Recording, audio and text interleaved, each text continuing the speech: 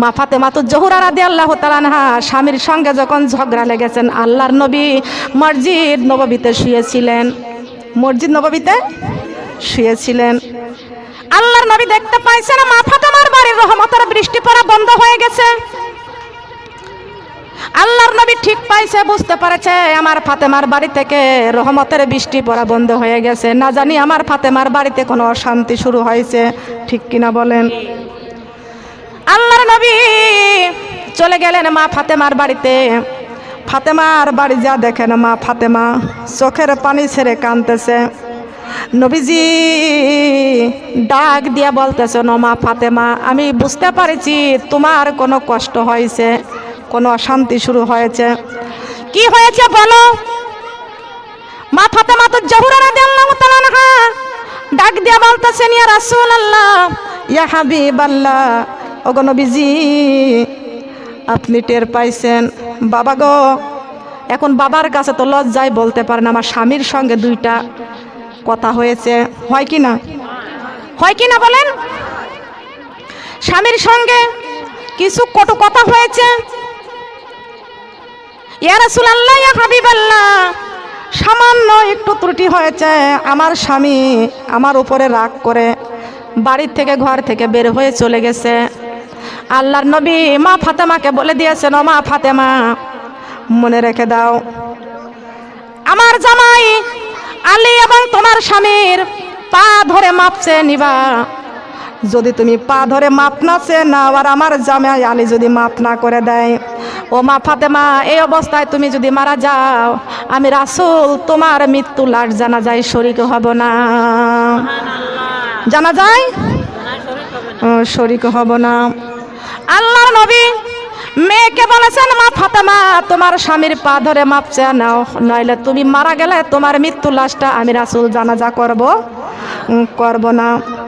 আর এখনকার মেয়েরা বাবারা শিক্ষা দিয়ে দেয়, তোর শ্বশুর বাড়িতে কষ্ট হলে চলে আসবি। কথা বলেন ঠিক কিনা? শ্বশুর বাড়িতে কষ্ট হলে চলে আসবি। বিশ্বনবীর কলেজার টুকরা মেয়ে ফাতেমাতুজ জোহরা রাদিয়াল্লাহু আনহা, তিনি হচ্ছেন জান্নাতের সরদারিনী মা ফাতেমা। এই ফাতেমা জীবনে অহংকার করে নাই। আপনি কেন অহংকার করেন? জান্নাতের সরদারিনী হওয়ার পরেও যদি মা ফাতেমা অহংকার না করে, আপনি কিসের অহংকার করেন? কিসের অহংকার করেন? মেম্বারের মেয়ে হয়েছেন তাই বলে কি ইচ্ছা মতো চলাফেরা করবেন? চেয়ারম্যানের মেয়ে হয়েছেন তাই বলে কি ইচ্ছা মতো চলাফেরা করবেন? আপনি মেম্বারের মেয়ে হন, আর আপনি চেয়ারম্যানের মেয়ে হন, আর আপনি মন্ত্রীর মেয়ে হন, না আপনি ম্যাজিস্ট্রেটের মেয়ে হন, আপনি যার কন্যা হন না কেন, আল্লাহকে ভয় করা লাগবে। কথা বলেন ঠিক কিনা? আমার সোনার মা বোনরা খেয়াল করে শুনুন, ওই লৌহে মাহফুজটা দেখার পরে আমার আল্লাহ পাক রব্বুল আলামিন দোয়াটা শিখায় দিলেন, আজাজিল শিখে নিলেন। বলেন সুবহানাল্লাহ। মসজিদ নববীতে আমার নবীজি উম্মতি উম্মতি বলে কাঁদতেছেন।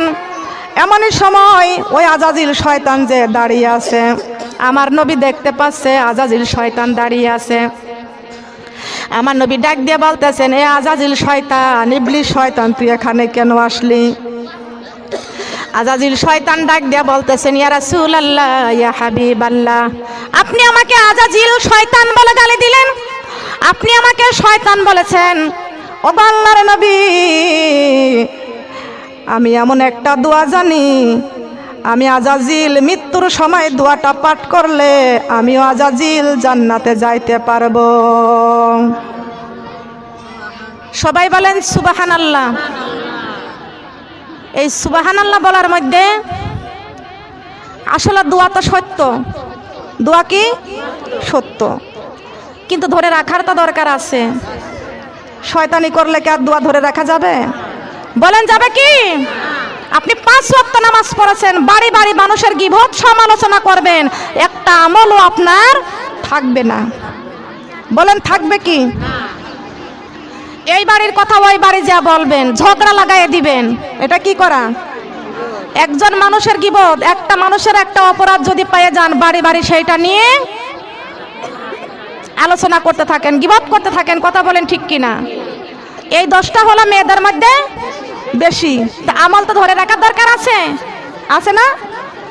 এবার আমরা শয়তানের কাছ থেকে শিক্ষা নিয়ে নিই। কার কাছ থেকে? শয়তান। শিক্ষা নিলেন দোয়া, মৃত্যুর সময় পাঠ করলেই যাবে কোথায়? জান্নাতে। যাবে কোথায়? জান্নাতে। আল্লাহর নবীর কাছে বলতেছেন, ইয়া রাসূলুল্লাহ, ইয়া হাবিবাল্লাহ, ওগো আল্লাহর নবী, আমি এমন একটা দোয়া জানি যে দোয়াটা পাঠ করলে আমি আজাজিল ও জান্নাতে যাইতে পারবো।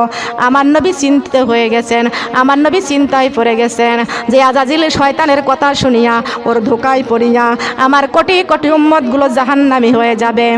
আর এমন একটি দোয়া আজাজিল শয়তান জানে যে দোয়াটা পাঠ করলে জান্নাতে যাইতে পারবে। না না, আমার নবী এটা নিয়ে চিন্তা করতেছেন।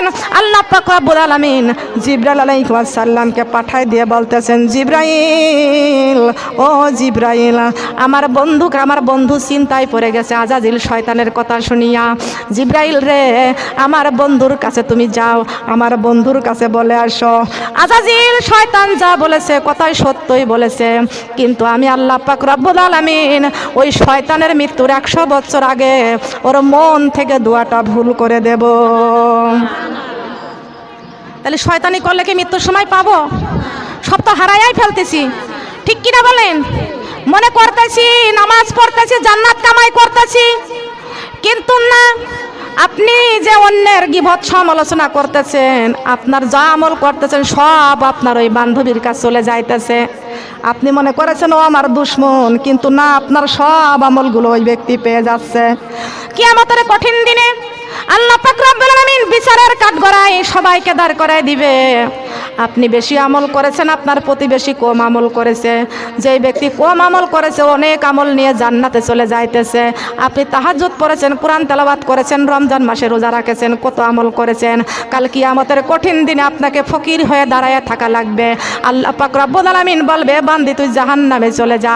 আপনি বলবেন, আল্লাহ রে, আমি জীবনে কত নামাজ পড়েছি, কত ইবাদত বন্দেগী করেছি, দান সদকা করেছি, আজকে আমি কেন জাহান্নামে যাব? আল্লাহ পাক রব্বুল আলামিনের কাছে আপনি বলবেন, আল্লাহ রে, ওই ব্যক্তি আমার প্রতিবেশী ছিল, ও তো বেশি নামাজ কালাম ইবাদত বন্দেগী কিছু করে নাই, আজকে ওই ব্যক্তি আমার প্রতিবেশী জান্নাতে চলে যাচ্ছে, আমি ইবাদত বেশি করার পরও আমাকে কেন জাহান্নামে চলে যাওয়া লাগতেছে? আল্লাহ পাক রব্বুল আলামিন ডাক দিয়ে বলবে, এ আমার বান্দি রে, তুমি বেশি ইবাদত করেছো কিন্তু ইবাদত ধরে রাখতে পারো নাই। তুমি ওই ব্যক্তির নামে গীবত করেছো, ওই ব্যক্তি চুপ করে করে শুনেছে, আমি আল্লাহর কাছে ধৈর্য ধারণ করেছে, কিন্তু তোমার সব আমলগুলো ওই ব্যক্তির কাছে চলিয়া গিয়েছে।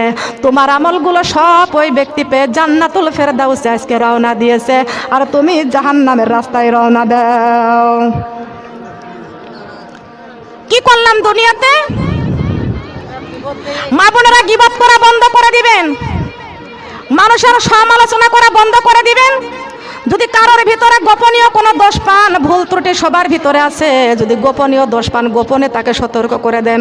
খবরদার একজনের গোপনীয় কথা আপনি নিয়ে বাড়ি বাড়ি প্রচার করবেন না। কথা বলেন ঠিক না বেঠিক? আল্লাহ পাক ডাইরেক্ট বলে দিয়েছেন, এই দুনিয়াতে কেউ যদি অপরাধ করে, গোপন কোনো অপরাধ করে ফেলে, ওই ব্যক্তির কথাটা তুমিও গোপন রেখে দাও। তুমি যদি গোপন রাখতে পারো, আমি আল্লাহ কাল কিয়ামতের দিন তোমার 40টি গুনাহ আমি আল্লাহ গোপন রাখবো। আমার আল্লাহ আমাদের আপন। আল্লাহ আমাদের কি বলেন? আল্লাহ কি? আল্লাহ আমাদের এই পৃথিবীতে মায়ের চাইতে আপন আর কেউ? মা মায়ের চাইতে খাঁটি। কথা বলেন ঠিক কিনা? মা আর মাটি সোনার চাইতে খাঁটি, তার চেয়ে বড় খাঁটি আমার আল্লাহ। বলেন সুবহানাল্লাহ। তার চেয়ে বড় খাঁটি আমার আল্লাহ। সোনার মা বোনটা আমাদের জীবন করতে হবে কি দিয়া? জীবন করতে হবে কি দিয়া বলেন তো? কি দিয়া? আমি নিজে একটা ছন্দ লিখেছি, বলবো? আমি সিলেটে প্রোগ্রামে যাচ্ছিলাম, ওখানে গাড়িতে বসে আছি, সিলেট সুনামগঞ্জ, ওখানে মাহফিলে যাচ্ছিলাম। শাহজালাল রহমতুল্লাহের মাজার দেখে আসছি ওখানে সিলেটে। আমি ওখানে গেলাম, গাড়িতে বসে আছি। আমি আমার মা বোনদের যে শিক্ষাটা দিব, মা বোনেরা আমাদের জীবনটা গড়তে হবে একমাত্র কোরআন দিয়ে। বলেন সুবহানাল্লাহ। কি দিয়ে গড়তে হবে বলেন? কি দিয়ে? এসো মোরা কোরআন ধরি জীবনে গড়ি, সবার একদিনে মরতে হবে, যাইতে হবে কবরে বাড়ি। এসো মোরা কোরআন ধরি জীবনে গড়ি, সবার একদিনে মরতে হবে, যাইতে হবে কোন বাড়ি? কত বলেন না কেন? সবার একদিনে মরতে হবে, যাইতে হবে। কেউ জবান খোলেন না, কবর বাড়ি যাবেন না? এসো মোরা কোরআন ধরি জীবনে গড়ি, সবার একদিনে মরতে হবে যাইতে হবে। কোরআন জীবনের আশা, কবরে বাঁধিব বাসা। কোরআন জীবনের আশা, কবরে বাঁধিব বাসা। সঠিক মতো পড়লে কোরআন, সঠিক মতো পড়লে কোরআন, জান্নাত হবে আপন বাড়ি। এসো মোরা কোরআন ধরি জীবনে গড়ি, সবার একদিনই মরতে হবে যাইতে হবে। জবান খোলেন, সবার একদিনই মরতে হবে। এসো মোরা নামাজি পড়ি জীবনে গড়ি, সবার একদিনই মরতে হবে যাইতে হবে কবরে বাড়ি। এসো মোরা নামাজি পড়ি জীবনে গড়ি, সবার একদিনই মরতে হবে যাইতে হবে। নামাজ জীবনের আশা, কবরে বাঁধিব বাসা। নামাজ জীবনের আশা, কবরে বাঁধিব বাসা। সঠিক মতো পড়লে নামাজ, সঠিক মতো পড়লে নামাজ, জান্নাত হবে আপন বাড়ি। এসো মোরা পর্দা করি জীবনে গড়ি, সবার একদিনই মরতে হবে যাইতে হবে কবরে বাড়ি। এসো মোরা পর্দা করি জীবনে গড়ি, সবার একদিনই মরতে হবে যাইতে হবে। পর্দা জীবনের আশা, কবরে বাঁধিব বাসা। পর্দা জীবনের আশা, কবরে বাঁধিব বাসা। সঠিক মতো করলে পর্দা, সঠিক মতো পর্দা করলে জান্নাত হবে আপন বাড়ি। এসো মোরা পর্দা করি জীবনে গড়ি, সবার একদিনই মরতে হবে যাইতে হবে। সুবহানাল্লাহ বলেন। কোন বাড়ি যাব? সবাই তো যাব না, দুনিয়াতে থাকবো? বলেন আমার মা বোনেরা, সোনার মা বোনেরা, মা ফাতেমার জীবনী কাছে রাখুন, সুমাইয়ার জীবনীটা কাছে রেখে দেন। আমাদের জীবনটা কোরআন দিয়ে গড়তে হবে। বলেন সুবহানাল্লাহ। 5 ওয়াক্ত নামাজ পড়তে হবে, সুন্দর করে পর্দা করতে হবে, জীবনটা কোরআন দিয়ে গড়তে হবে। রমজান মাসে রোজা রাখতে হবে, আমাদের স্বামীর খেদমত করতে হবে, পিতামাতার খেদমত করতে হবে, শ্বশুর শাশুড়ির খেদমত করতে হবে। এই দুনিয়াতে ভালো ভালো কাজ করতে হবে। কোন কোন কাজ বলেন? 5 ওয়াক্ত নামাজ পড়তে হবে, রমজান মাসে রোজা রাখতে হবে, সুন্দর করে পর্দা করতে হবে, মা বাবার খেদমত করতে হবে। এটাও হলো ভালো কাজ, ফরজ। এটা কি? শ্বশুর শাশুড়ির খেদমত করা। বলেন নফল না সুন্নাত? আপনারা বলেন। স্বামীর খেদমত করা, এটা সুন্নাত? নফল? ওটা কি? 5 ওয়াক্ত নামাজ পড়া যেমনি ফরজ, স্বামীর খেদমত করা তেমনি ফরজ, রমজান মাসে রোজা রাখা যেমনি ফরজ, শ্বশুর শাশুড়ির খেদমত করা তেমনি ফরজ। আপনি নামাজও ছাড়তে পারবেন না, রমজান মাসেও রোজা ছাড়তে পারবেন না, স্বামীর খেদমতও ছাড়তে পারবেন না, শ্বশুর শাশুড়িকেও ভুলতে পারবেন না। ঠিক কিনা বলেন? শাশুড়িকে কষ্ট দিয়েছেন, শ্বশুরকে কষ্ট দিয়েছেন, শাশুড়িকে আপনি বুড়ি বলে ডাক দিবেন, 40 বছর ইবাদত বন্দেগী করেছেন, শাশুড়িকে যদি বুড়ি বলে গালি দেন, বুড়ি বলে ডাক দেন, বুড়ি কয়া যদি রাগান্বিত করে ফেলেন, আল্লাহ পাক রব্বুল আলামিন আপনার উপরে রাগান্বিত হয়ে যাবে। কথা বলেন ঠিক না বেঠিক? কথা বলেন ঠিক কিনা? শ্বশুর শাশুড়িকে গালি দিলে বেজার হয় কে? আপনার উপরে রাগ হয় কে? তাহলে শাশুড়িকে কষ্ট দেওয়া যাবে, শ্বশুরকে কষ্ট দেওয়া যাবে, স্বামীকে কষ্ট দেওয়া যাবে, আল্লাহকে কষ্ট দেওয়া যাবে। আমার নবীজি বলেছে, যারা পিতামাতার কষ্ট দেয় সে আমি রাসূলকে কষ্ট দেয়। কথা বলেন ঠিক কিনা? যারা শ্বশুর শাশুড়িকে কষ্ট দেয় তারা আমি আল্লাহকে কষ্ট দেয়। কথা বলেন ঠিক কিনা? তার কারণ আমার আল্লাহ ডাইরেক্ট কোরআন শরীফের মধ্যে বলে দিয়েছেন, মায়ের পায়ের নিচে সন্তানের জান্নাত। সুবহানাল্লাহ বলেন। মায়ের পায়ের নিচে কার জান্নাত?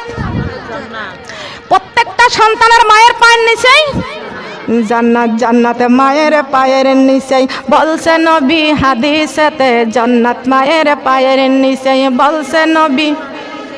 মার কলি যায় আঘাত দিলে আল্লাহ সহে না, মার কলি যায় আঘাত দিলে আল্লাহ সহে না, আল্লাহ নবীজির দয়া তারা পাবি না। বলেন আল্লাহ নবীজির দয়া মা বাবা অতি আপন, মা বাবার কর যতন, মা বাবা অতি আপন, মা বাবার কর যতন। তিন কথার সাথে পাইয়া ভুইলা যায় না, তিন কথার সাথে পাইয়া ভুইলা যায় না। আল্লাহ নবীজির দয়া তারা পাবি না, বলেন আল্লাহ নবীজির দয়া। জান্নাত মায়ের পায়ের নিচে বলছে আল্লাহ কুরআনেতে, সুবহানাল্লাহ বলেন। কুরআনে আছে না মায়ের খেদমতে সন্তানের জান্নাত, মায়ের খেদমতে জান্নাত সন্তানের, সুবহানাল্লাহ বলেন। এই মা বাবাকে কেউ ভুলিয়া যায় না। আমার স্বামীর খেদমত করা ফরজ। কার খেদমত করা? মা ফাতেমাতুজ জোহরা রাদিয়াল্লাহু তাআলা আনহা স্বামীর সঙ্গে যখন ঝগড়া লেগেছেন, আল্লাহর নবী মসজিদ নববীতে শুয়েছিলেন, মসজিদ নববীতে শুয়েছিলেন। আল্লাহর নবী দেখতে পাইছেন মা ফাতেমার বাড়ির রহমতের বৃষ্টি পড়া বন্ধ হয়ে গেছে। আল্লাহর নবী ঠিক পাইছে, বুঝতে পারছে আমার ফাতেমার বাড়ি থেকে রহমতের বৃষ্টি পড়া বন্ধ হয়ে গেছে, না জানি আমার ফাতেমার বাড়িতে কোনো অশান্তি শুরু হয়েছে, ঠিক কিনা বলেন। আল্লাহর নবী চলে গেলেন মা ফাতেমার বাড়িতে। ফাতেমার বাড়ি যা দেখেন মা ফাতেমা চোখের পানি ছেড়ে কাঁদতেছে। নবীজি ডাক দিয়া বলতেছে, নো মা ফাতেমা, আমি বুঝতে পারছি তোমার কোনো কষ্ট হয়েছে, কোনো অশান্তি শুরু হয়েছে। কি হয়েছে বলো? মা ফাতেমাতুজ জোহরা রাদিয়াল্লাহু তাআলা আনহা ডাক দিয়া বলতেছেন, ইয়া রাসূলুল্লাহ, ইয়া হাবিবাল্লাহ, ওগো নবীজি আপনি টের পাইছেন বাবা গো। এখন বাবার কাছে তো লজ্জায় বলতে পারেন আমার স্বামীর সঙ্গে দুইটা কথা হয়েছে, হয় কি না? হয় কি না বলেন? স্বামীর সঙ্গে কিছু কটু কথা হয়েছে। ইয়া রাসূলুল্লাহ, ইয়া হাবিবাল্লাহ, সামান্য একটু ত্রুটি হয়েছে। আমার স্বামী আমার উপরে রাগ করে বাড়ির থেকে ঘর থেকে বের হয়ে চলে গেছে। আল্লাহর নবী মা ফাতেমাকে বলে দিয়েছেন, ও মা ফাতেমা, মনে রেখে দাও আমার জামাই আলী এবং তোমার স্বামীর পা ধরে মাপছে নিবা। যদি তুমি পা ধরে মাপ না চেয়ে নাও আর আমার জামাই আলী যদি মাপ না করে দেয়, ও মা ফাতেমা, এই অবস্থায় তুমি যদি মারা যাও, আমি রাসূল তোমার মৃত্যু লাশ জানাজায় শরীক হব না। জানাজায় শরীক হব না। আল্লাহর নবী মেয়েকে বলেছেন, মা ফাতেমা, তোমার স্বামীর পা ধরে মাপ চেয়ে নাও, নইলে তুমি মারা গেলে তোমার মৃত্যু লাশটা আমি রাসূল জানাজা করব না। আর এখনকার মেয়েরা বাবারা শিক্ষা দিয়ে দেয়, তোর শ্বশুর বাড়িতে কষ্ট হলে চলে আসবি। কথা বলেন ঠিক কিনা?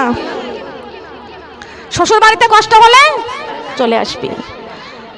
বিশ্বনবীর কলেজার টুকরা মেয়ে ফাতেমাতুজ জোহরা রাদিয়াল্লাহু আনহা, তিনি হচ্ছেন জান্নাতের সরদারিনী মা ফাতেমা। এই ফাতেমা জীবনে অহংকার করে নাই। আপনি কেন অহংকার করেন?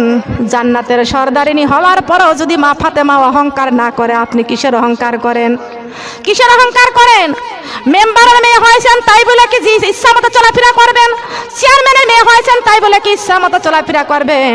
আপনি মেম্বারের মেয়ে হন, আর আপনি চেয়ারম্যানের মেয়ে হন, আর আপনি মন্ত্রীর মেয়ে হন, না আপনি ম্যাজিস্ট্রেটের মেয়ে হন, আপনি যার কন্যা হন না কেন, আল্লাহকে ভয় করা লাগবে। কথা বলেন ঠিক কিনা? ভয় করতে হবে কার বলেন? কার ভয় করব? এটা আমার কথা নয়, আমার বাবার কথা নয়, আমার 14 গোষ্ঠীর কোনো কথা নয়। আল্লাহ পাক রব্বুল আলামিন বলেছেন, ইয়া আইয়ুহাল্লাযীনা আমানুত্তাকুল্লাহা হাক্কা তুকাতিহি ওয়া লা তামুতুন্না ইল্লা ওয়া আনতুম মুসলিমুন। বলেন আল্লাহু আকবার। কার কথা? হে মুসলমানেরা, তোমরা যারা ঈমান এনেছো, ইয়া আইয়ুহাল্লাযীনা আমানুত্তাকুল্লাহ, হে ঈমানদারেরা, আমি আল্লাহকে ভয় করো, ভয় করার মতো ভয় করো। খবরদার মুসলমান না হইয়া কেউ অন্ধকার কবরে আসিও না। মুসলমান না হইয়া আমরা মুখে বলি মুসলমান, কথা বলেন ঠিক কিনা? অন্ধকার কবরের কথা আমার মনে যখন হয়, দুই চোখ ভরে অশ্রু ঝরে হৃদয় ফেটে যায় দুই চোখ ভরে অশ্রু ঝরে জবান খোলেন দুই চোখ ভরে অশ্রু ঝরে আমি যখন মারা যাব অন্ধকার কবরে শোব আমি একা একা কেমনে থাকিব আমি একা একা কেমনে থাকিব আমার সঙ্গের সাথী নাই দুই চোখ ভরে অশ্রু ঝরে হৃদয় ফেটে যায় দুই চোখ ভরে অশ্রু ঝরে মুনকির নাকির ফেরেশতা এসে সুয়াল করবে পাশে বসে মুনকির নাকির ফেরেশতা এসে সুয়াল করবে পাশে বসে সঠিক জবাব না পাইলে সঠিক জবাব না পাইলে সেই দিন উপায় থাকবে না দুই চোখ ভরে অশ্রু ঝরে হৃদয় ফেটে যায় দুই চোখ ভরে অশ্রু ঝরে কঠিন ইহা সুরের মাঠে নফসি নফসি ফুকারিবে কঠিন ইহা সুরের মাঠে নফসি নফসি ফুকারিবে আমার রাসূল ছাড়া ওই হাসরে আমার রাসূল ছাড়া ওই হাসরে কেউ শাফায়াত করবে না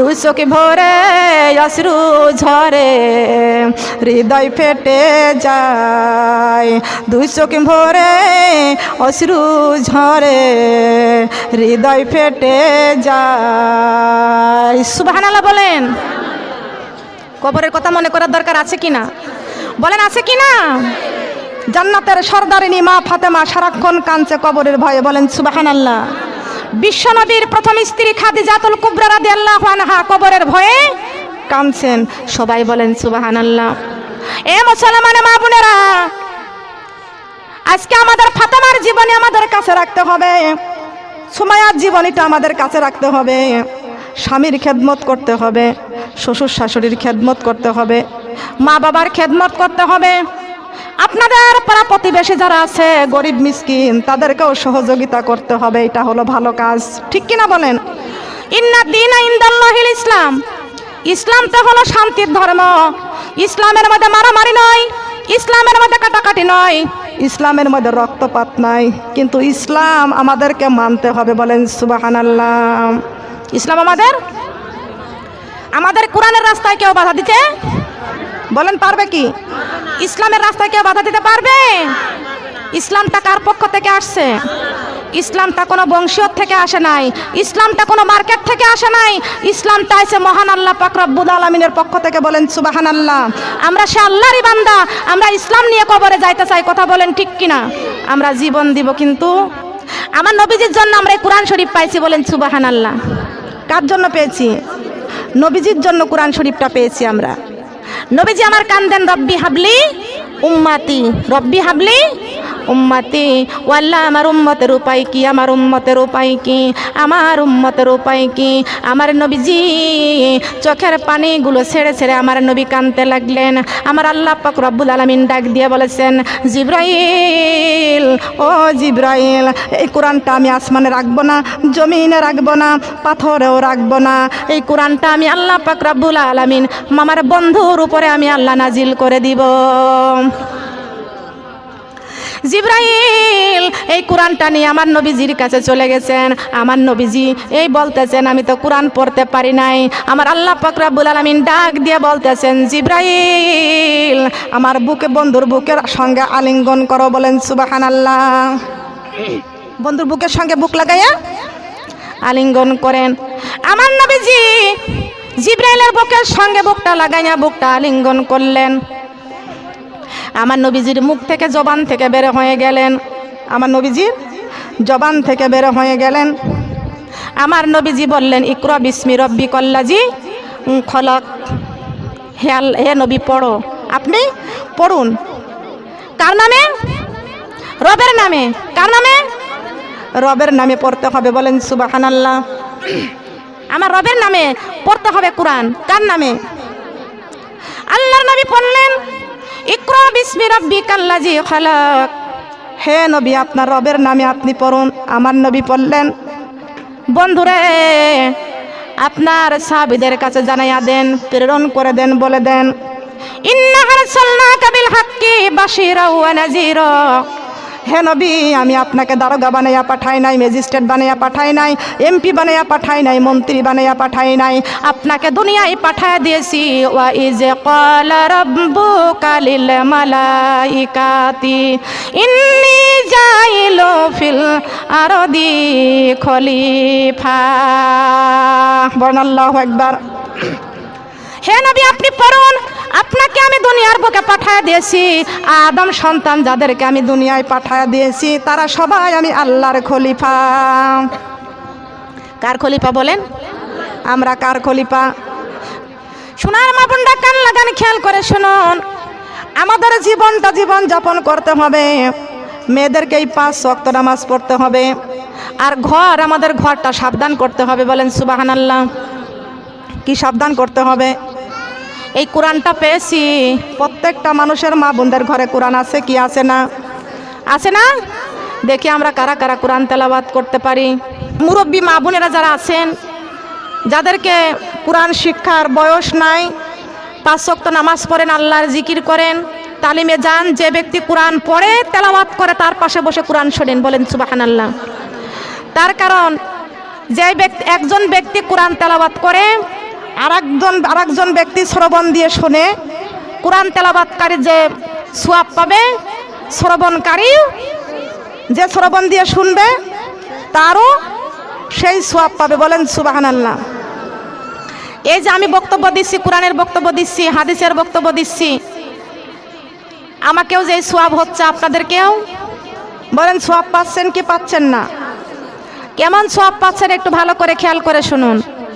কেউ যদি আপনাকে 3000 টাকা দেয় কি 5000 টাকা দেয়, আজকে এক রাতের মধ্যে 500 রাকাত নফল নামাজ পড়বেন। 500 রাকাত নফল নামাজ কেউ ঘরে পড়তে পারবেন এক রাতের মধ্যে? পারবেন? আমার আল্লাহ পাক রব্বুল আলামিন বলে দিয়েছেন, ও ফেরেশতা নূরের ক্যামেরা দিয়ে ভিডিও করে রেখে দাও, নূরের ক্যামেরা দিয়ে ভিডিও করে রেখে দাও।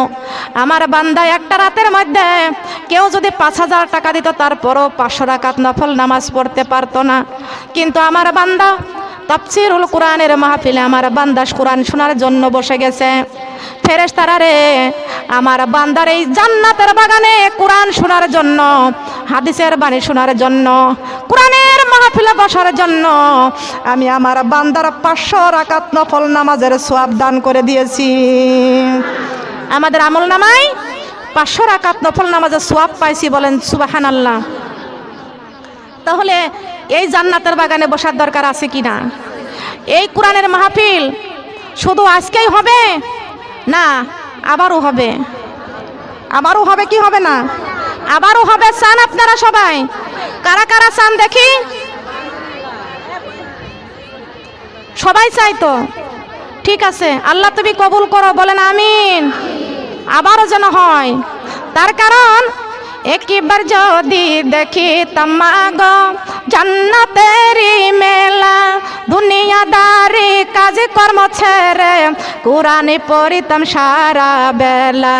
ও মুমিন চলো যাই যাই রে জান্নাতের পথ ধরে, ও মুমিন চলো যাই যাই রে জান্নাতের। এটা কোন পথে আইছি? বলেন, জান্নাতের পথে আইছি, বসেছি কোন জায়গায়? কোন জায়গায় বসেছি? ও মমিন চলো যাই যাই রে জান্নাতের পথ ধরে। ও মমিন চলো যাই যাই রে জান্নাতের পথ ধরে। যুগে যুগে নবী রাসূল বলে গেছেন, কোরআনে খুলে দেখো সবই আছে। আমার মহানবী যা কিছু বলে গেছেন, হাদিসি পড়ে দেখো সবই আছে। কর বিশ্বাসে থাকিতে নিঃশ্বাস এই দুনিয়ার বুকে, পর কোরআন পাইবা সম্মান অন্ধকার কবরে। ও মমিন চলো যাই যাই রে জান্নাতের পথ ধরে। ও মমিন চলো যাই যাই রে জান্নাতের। একবার যদি দেখি তোমাগো জান্নাতেরি মেলা, দুনিয়াদারি কাজ কর্ম ছেড়ে নামাজি পড়িতাম সারা বেলা। ও মুমিন চলো যাই যাই রে জান্নাতের। ও মুমিন চলো যাই যাই রে জান্নাতের পথ ধরে। যুগে যুগে নবী রাসূল বলে গেছেন, কোরআনে খুলে পড়ো সবই আছে। আমার মহানবী যা কিছু বলে গেছেন, হাদিসি পড়ে দেখো সবই আছে। পর নামাজ পর কোরআন, কর বিশ্বাস থাকিতে নিঃশ্বাস এই দুনিয়ার বুকে, পর নামাজি পাইবা সম্মান পুলিশি রাতের ঘাটে। ও মুমিন চলো যাই যাই রে জান্নাতের পথ ধরে। ও মুমিন চলো যাই যাই রে জান্নাতের পথ ধরে। ঠিক কি না? ভুল বলেছি? বুঝতে পারছেন কোন পথ ধরে চলবো? বলেন, জান্নাতের পথ ধরে। সেই রাস্তা কোন দিকে? ডাইনের দিকে। কোন দিকে? সেটা কোন রাস্তা? আল কোরআনের রাস্তা। কোন রাস্তা? কোরআনের রাস্তা। আল্লাহ পাক রব্বুল আলামিন কেমন রাস্তা দিয়েছেন? আল্লাহ পাক রব্বুল আলামিন তাও বলে দিয়েছেন, যালিকাল কিতাবু লা রাইবা ফিহি হুদাল লিল মুত্তাকিন। বলেন আল্লাহু আকবার। বান্দারে, তোমরা এই জান্নাতের বাগানে এসেছো, আমার কোরআন নির্ভেজাল, আমার কোরআনের মধ্যে কোনো ভুল নাই, আমার কোরআন শরীফের মধ্যে কোনো ভেজাল নয়, আমার কোরআন শরীফের মধ্যে কোনো সন্দেহ নাই। আমার এই কোরআনটা তোমরা কলিজার মধ্যে আঁকড়িয়ে ধরে রাখো। যদি ধরে রাখতে পারো রে বান্দা, বান্দা কোরআন শরীফ কলিজার মধ্যে করে রাখে। আমার মা বোনরা একটি ভালো করে খেয়াল করে শুনে রাখেন। একজন ব্যক্তি কোরআন তেলাওয়াত করেছেন, জালিকাল কিতাব, ওয়াল্লাহ এটা তোমার নির্ভেজাল কিতাব। আমি পড়েছি, আমি বুকে করেছি, আমি তেলাওয়াত করেছি, এটা আমি চুম্বন করেছি, এটা আমি সম্মান করেছি। মাবুদ রে, এর বিনিময় তুমি আমার জন্য কি রেখে দিয়েছ? আল্লাহ পাক রব্বুল আলামিন বলেছেন, বান্দারে আমার এই কোরআনটা নির্ভেজাল আঁকড়িয়ে ধরেছ। আমি আল্লাহ পাক রব্বুল আলামিন কোরআন শরীফের মধ্যে ঘোষণা করে দিয়েছি, হুদাল লিল মুত্তাকিন। আমি আল্লাহ পাক রব্বুল আলামিন তোমাদের মুত্তাকিন বানাইয়া দিয়েছি। বলেন সুবহানাল্লাহ।